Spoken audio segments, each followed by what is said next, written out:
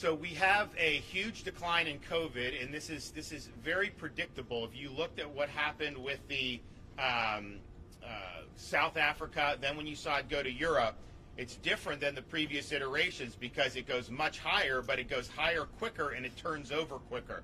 So if you look at every other wave, the wave takes longer to build, crests, and then takes longer to go down.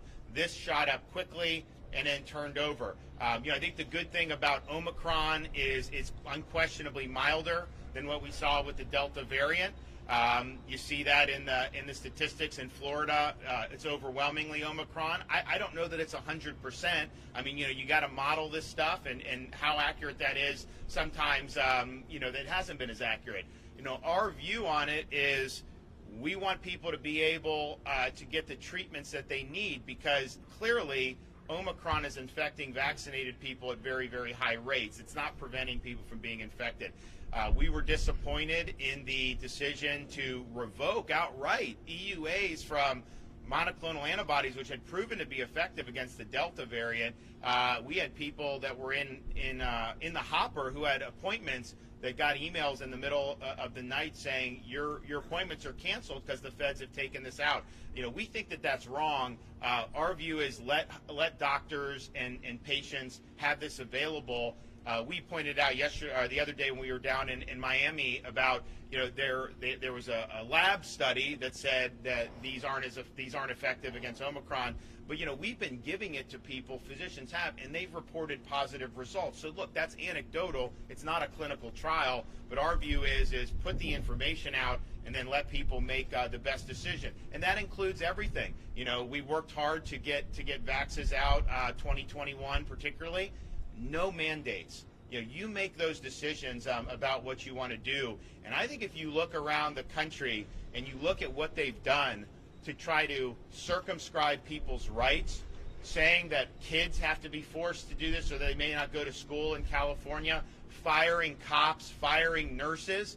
In California and other states, they fired nurses who are not vaccinated, even though many of those nurses have recovered from COVID and absolutely have strong immunity. Interestingly, the CDC just admitted that natural immunity was more protective than mRNA shots. They did this. That was obvious 6 months ago with the Israeli data and everything. When people like me said it, they said, and they actually put out a bogus study saying the opposite. They have admitted that. And so those nurses are healthy, they have protection, and they're not allowed to work. Meanwhile, the staff shortage is so severe, they are actually calling back currently COVID positive nurses who had been vaccinated. They're COVID positive and they're going out. How does that make any sense at all? And so I think the way it's been used to deny people a living, to deny people access to public accommodations has been absolutely disgraceful, and it hasn't been effective.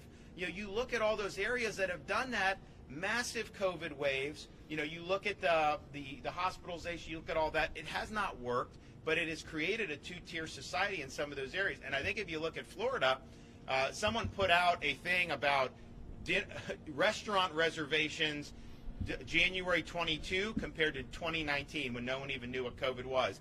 Miami was up 15%.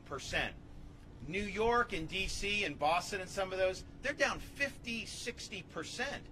It's absolutely killing their economies to be doing this. And so we absolutely oppose any of that. We're proud. I think we were the first state to ban vaccine passports and to say that's your decision, but your civil rights are not going to be done. And we protected the jobs of tens of thousands of people in this state. Police officers, firefighters, nurses. These are people that were on the front lines for 18 months. They were helping take care of COVID patients. Most of them have had COVID and from getting exposed.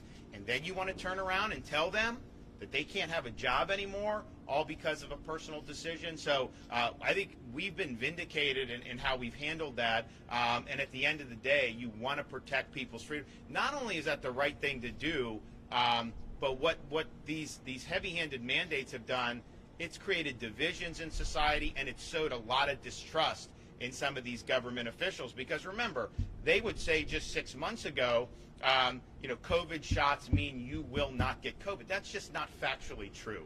And so when you're putting that out to people, and then they see, and I think we all know people who are vaccinated, who got COVID over the last month and a half, probably more in the last month and a half with Omicron than in any period that we've seen. So that's just the reality of what we're dealing with. So I'm proud that we've been much more rational about this. And I think the reason why so many people want to vacation in Florida, so many people want to move, there's a variety of reasons. Obviously, we have a better economic climate.